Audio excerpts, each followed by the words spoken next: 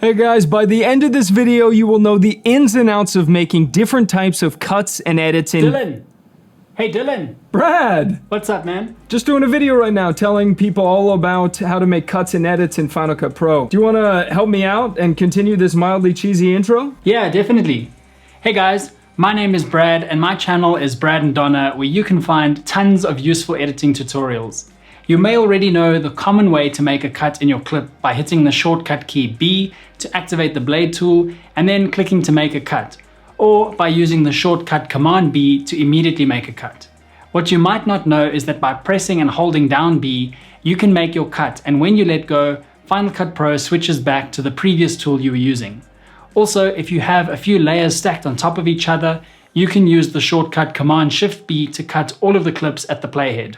Another type of cut is the J or L cut, and if you're not familiar with them, it's basically when your audio and video cut at different points.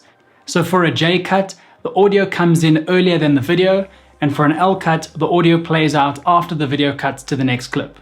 To make a J or L cut, simply select the clip or the clips that you want to edit and hit Ctrl S to expand your audio and video. Now you can trim the video and audio independently from each other. Using the audio from one clip underneath the shot before or after it helps to create a smooth flow between shots. In this example, we have an aerial shot of an amusement park, which you can hear in the distance. And then we cut to this shot of the roller coaster. By bringing that sound of the roller coaster in during the first shot, it flows nicely from one shot to the next, and the edit feels a little bit more immersive.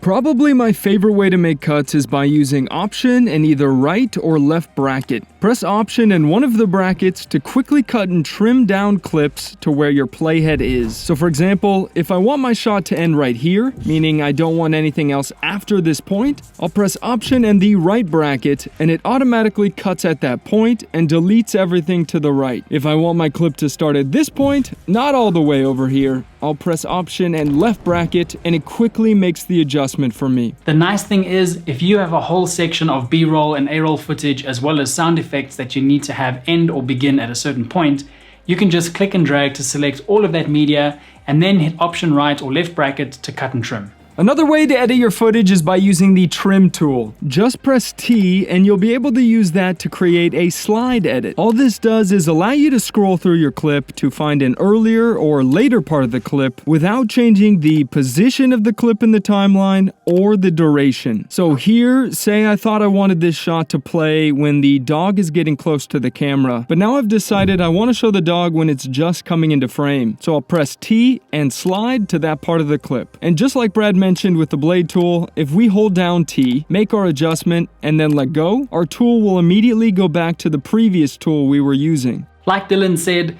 the slide edit is super useful, and another awesome way to use this tool is to edit your footage with a slip edit. Hit T to select your trim tool again, but this time hold down Alt or Option and you'll notice how this icon changes. While holding down Alt, you can drag a clip that is in the middle of two other clips.